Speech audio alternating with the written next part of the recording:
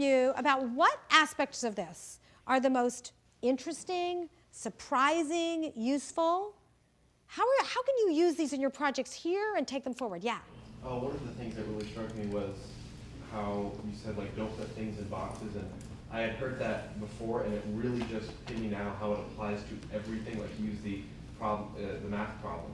And I was like, wow, I never thought about that before. So now I know we shouldn't use context of, throwing a party. No, it could be a celebration. It could be a fireworks show or, parade or whatever, Right. The fact is, what I do with my students is I have them framestorm before they brainstorm.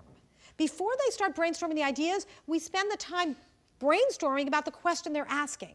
Because if you're not asking the right question, you're going to basically spend a lot of wasted time not really unpacking all the different alternatives. Great. Other people, other ways that you can use this, yeah? I really like the idea of engaging and then envisioning and not the other way around. It's really powerful, right? Because think about like Lyft. Do you know Lyft, the car ride train? You know how that company started? Do you know how it started? The guy who was the founder was in Zimbabwe, and he noticed people picking everybody up on the side of the road. And he thought, this is in such sharp contrast, so the cars would be packed with a lot of people sharing their ride. And he said, this is in sharp contrast to 101, where I just got stuck in traffic, where every person is in their own car. And he said, wouldn't it be great if I could start a car sharing business? And so when he started, it was actually called Zimride, and named for Zimbabwe. Okay, they changed the name to Lyft later. But that was inspired. He would never have come up with that idea if he hadn't been on the streets in Zimbabwe saying, hey, this is kind of interesting. He was engaged, and then he envisioned how he could use that ideas elsewhere. Others? Yes? Seems to me a lot of people go for creativity and entrepreneurship, and I think it's really kind of hard to be innovative because you just kind of go for the first thing that comes into your head without really trying to apply it to something that's mind-blowing. And I think it's interesting how to look at it that way. You're absolutely right. I've been in situations where you say, I've asked people, how many ideas should you come up with in a brainstorming session? And people go, oh, I know, 2. It's like, no, not 2 ideas. You want 200 ideas. I have my students like brainstorm 250 flavors of ice cream.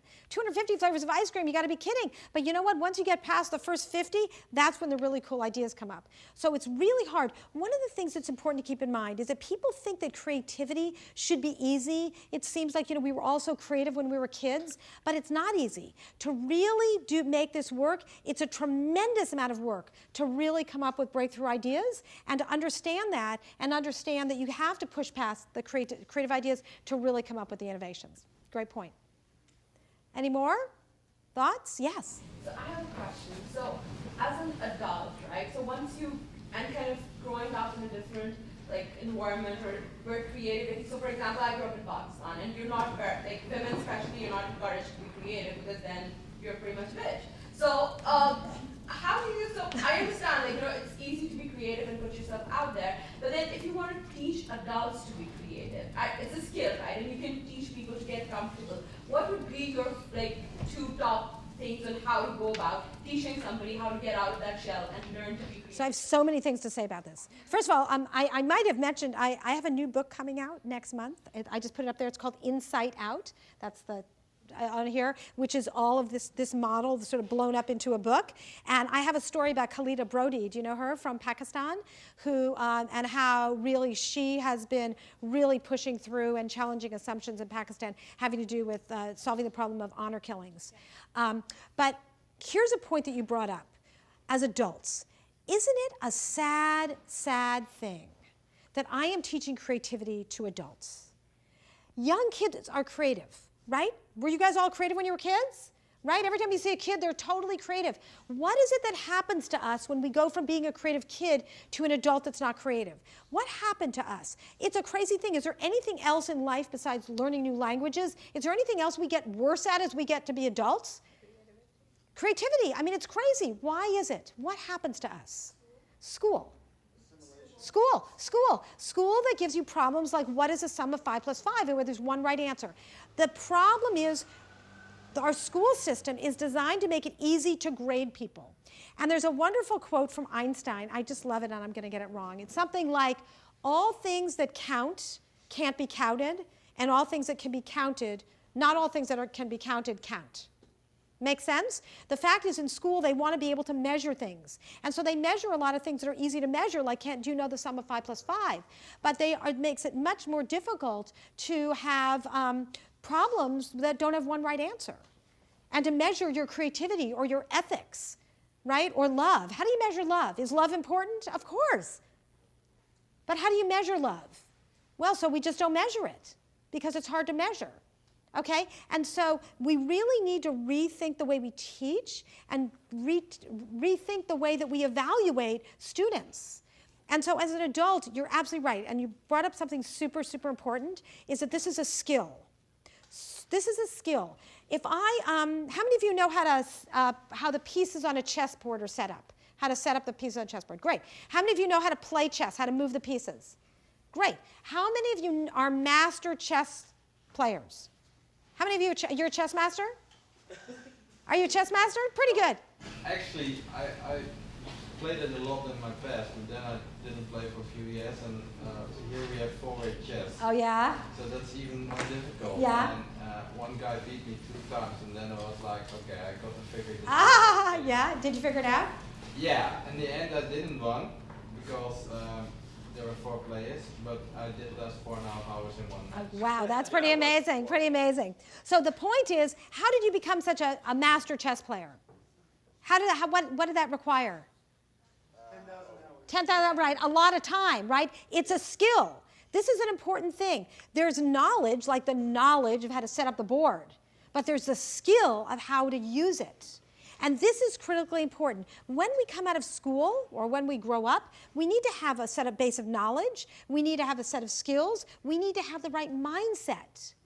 This is what we spend our time doing in our program that we teach at Stanford, is focusing on knowledge, skills, and attitudes. Because guess what? If you don't have the right attitude, if you're not engaged, if you're not motivated, if you are not focused, and if you're not persistent, you're not going to be able to make it around this cycle. Your attitude is just as important as the skills and the actions. So really important, and so it takes practice. And it's hard work, but it absolutely pays off. Yes? Thank you. Do you think that the current educational system is completely obsolete?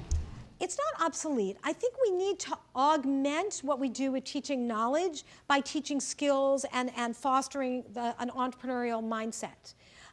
People come out of school and they feel rudderless. They feel lost. And they don't know how to make the life they want to live a reality. We should be teaching people to craft the lives they want to live. Do you agree? Right? All of you showed up here because you wanted the tools to make things happen. We should be embedding this type of education in everything we do from the time that someone's young. So it's not totally broken, but you realize the world is changing so fast. We need to teach people how to learn and how to adopt and how to solve problems as opposed to just a set of facts that are regurgitated. So how are you changing your classroom and how you're grading and counting your students? So really good question. I tell my students, I am happy to give everybody an A in the class. No problem, but you laugh. But the bar is really high. I want them to be internally motivated. I don't want them to be externally motivated to please me. In fact, I tell my students, in fact, it's the title of one of the chapters in my new book is, you're the customer. You're the customer in your life. I'm not the customer of your life. You need to figure out what you want to accomplish. So if you're at school, for example, if you're at Stanford and you've got a new company you're starting in your dorm room, or there's an extracurricular activity that you're super excited about, or maybe something's going on in your social life that's really taken a lot of time, guess what? Put your time into that. There certainly will be consequences. You might not get the best grade, but that's your choice. I'm not going to be mad at you. You need to pick the path that you want in your life, as opposed to following the path that I put out for you. So that's one of the things that I do, is I really hope to empower the students to figure out what they want to do and then give them the tools to make that happen. There was another question, comment, yeah. How to apply creativity to big companies? I mean, you work as a Big Four accounting firm, as I work for. I mean, you cannot be creativity because you need to follow rules and accounting stuff. standards and blah, blah, blah. You know what? I just had lunch with the head of Deloitte from Silicon Valley. Oh. Like I'm on my way over here, and she would totally disagree with you. These companies need to be creative. In order to compete in a dynamic marketplace, if they're not being creative and pushing the limits and really being innovative, their customers are going to go to other firms. Yeah, but the culture is not creative. I mean, if you try to create something, your boss is going to say, no, we Well, are. so let me, this happens all the time. So what's your name? Luciano. Luciano, Yeah. great. So Luciano, this is a problem a lot of people face. They end up in companies where they feel so stifled, right? You're so creative, you're so motivated, you've got all these ideas and you feel stifled. So there are several solutions for you, okay? One is find other like-minded people in your organization and start doing some experiments. There's a great quote from one of my colleagues, Rich Cox, who teaches with me, and he said this in our last class. I thought it was totally brilliant. Asking for permission just transfers the risk to someone else. Does that make sense, right? If you're my boss and I ask you for permission to do something, now I've all of a sudden transferred the risk to you, right? Because if you say yes to me, now you're responsible because well, what's your name? Malcolm. Malcolm told me I could do it, right? So he's probably going to say no. But if I do some quick prototyping and experiments and try something small, and I can show Malcolm, look what I did, it works, what's the likelihood you're going to say yes now? Very likely, right? Because you now saw some early success. So it's often you can get a small group of people, do some experiments, and then present them as a solution to a problem that people are trying to face. Does that make sense? So you really want to find like-minded people, do some experiments, demonstrate it. I can assure you that at Stanford, I teach, I run a center called the Stanford Technology Ventures Program, and I also teach at the D School, the Design Institute. And the D School started as a small group of our little motley crew of faculty doing crazy things in a little double-wide trailer. At this point, the things at the D School have, and the vocabulary and the philosophy has infiltrated the entire campus.